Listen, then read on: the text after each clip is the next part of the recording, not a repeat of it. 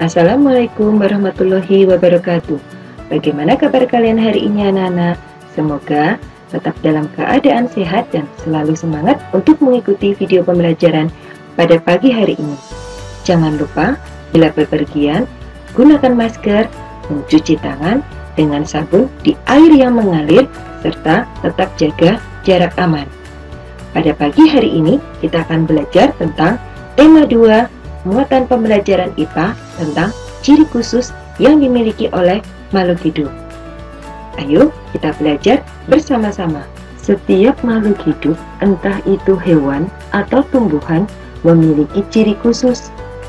Ciri khusus yang dimiliki oleh setiap makhluk hidup berkaitan erat dengan cara makhluk hidup menyesuaikan diri dalam suatu lingkungan agar tetap mampu bertahan hidup, atau yang biasa kita kenal dengan adaptasi.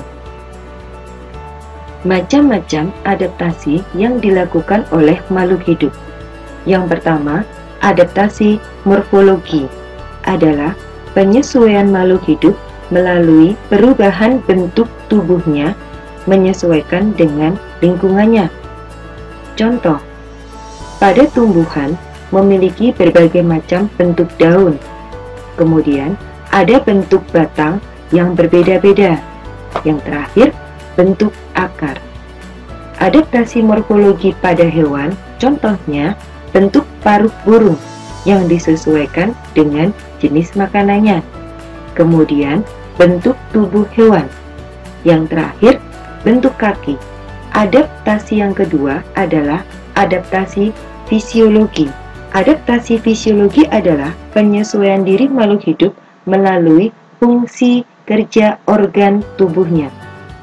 Masih ingatkah kalian pembelajaran IPA di kelas 5 bahwa hewan herbivora mempunyai usus yang lebih panjang daripada karnivora? Kemudian adaptasi yang terakhir adalah adaptasi tingkah laku.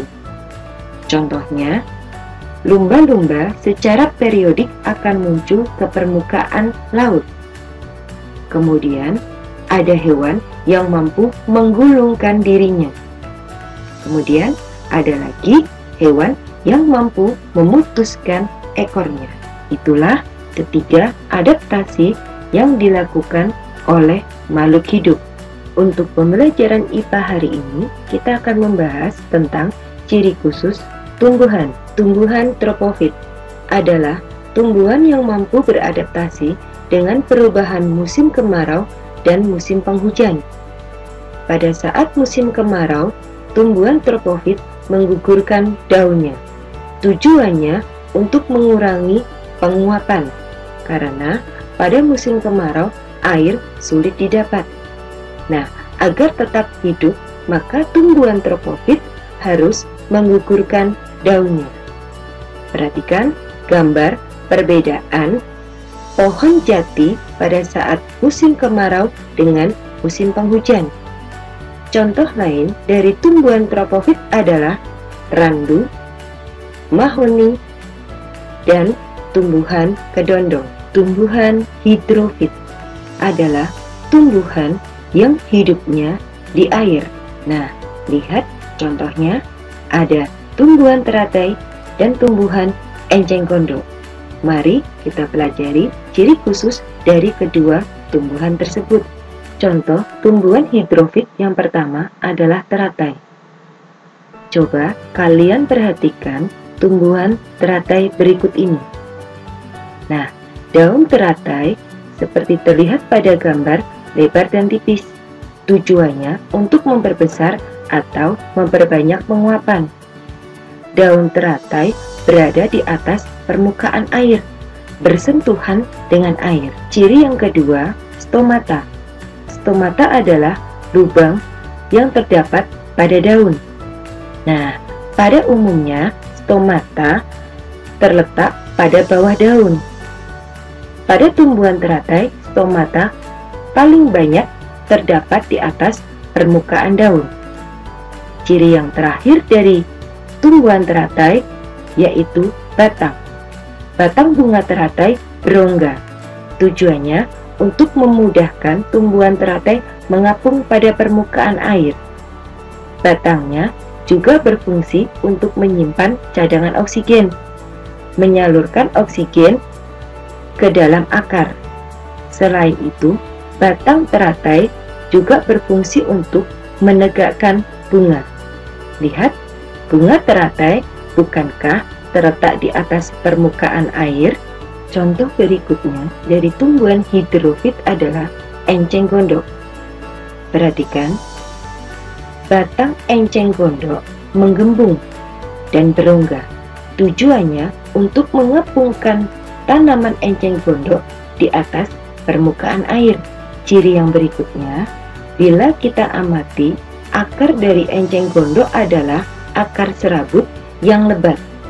Fungsinya untuk menjaga tanaman agar tidak terbalik pada saat ada arus air, atau berfungsi untuk pegangan atau jangkar tanaman enceng gondok. Tumbuhan xerofit. Tumbuhan xerofit adalah tumbuhan yang hidup pada lingkungan yang memiliki sedikit air, atau dengan kata lain, lingkungan yang kering. Contoh tumbuhan xerofit adalah tumbuhan kaktus. Ciri khusus kaktus adalah yang pertama, daunnya berbentuk seperti duri. Nah, karena permukaannya sempit, maka daun yang berbentuk seperti duri berfungsi untuk mengurangi atau memperkecil penguapan. Yang kalian lihat berwarna hijau ini adalah batangnya. Karena batangnya berwarna hijau, batangnya lah yang berfungsi untuk fotosintesis. Batang pada tumbuhan kaktus memiliki ciri-ciri berbentuk besar, dikarenakan fungsi dari batang kaktus sendiri adalah untuk menampung air dari akar. Batang kaktus juga memiliki lapisan kulit yang tebal, berfungsi untuk meminimalisir atau mengurangi penguapan. Nah, pada batang tumbuhan kaktus juga dilapisi zat lilin yang mampu menahan panas sinar matahari.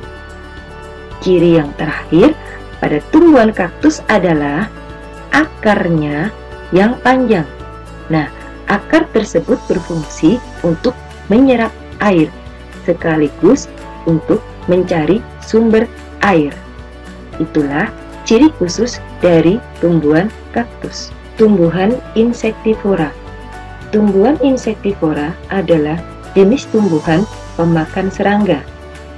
Tujuan tumbuhan insektivora memakan serangga adalah untuk mengambil unsur nitrogen dari serangga tersebut. Unsur nitrogen sangat diperlukan oleh tumbuhan tersebut untuk dapat tumbuh. Contoh, tumbuhan insektivora yang pertama adalah tumbuhan kantong semar. Ini tumbuhan kantong semar. Cirinya pada ujung daunnya akan terbentuk bentukan seperti kantong. Bentukan ini berfungsi untuk menangkap serangga.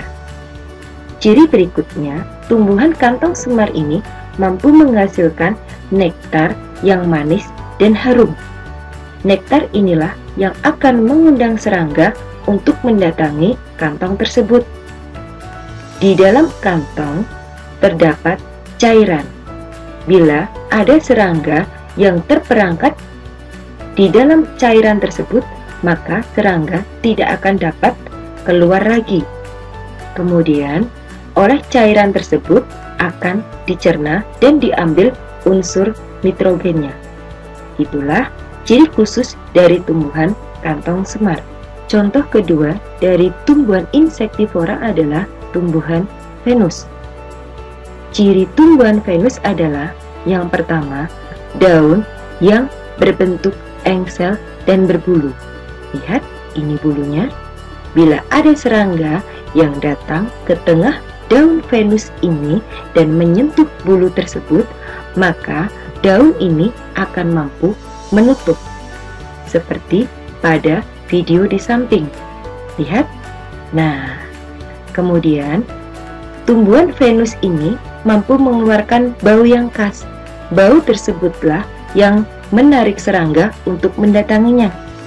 Selain itu, pada bagian dalam daun tersebut berwarna menarik, sehingga akan menarik serangga untuk mendatanginya. Setelah serangga tersebut terperangkap, lama-kelamaan akan mati, dan setelah itu akan diambil unsur nitrogen dari serangga tersebut. Itulah ciri khusus tumbuhan Venus.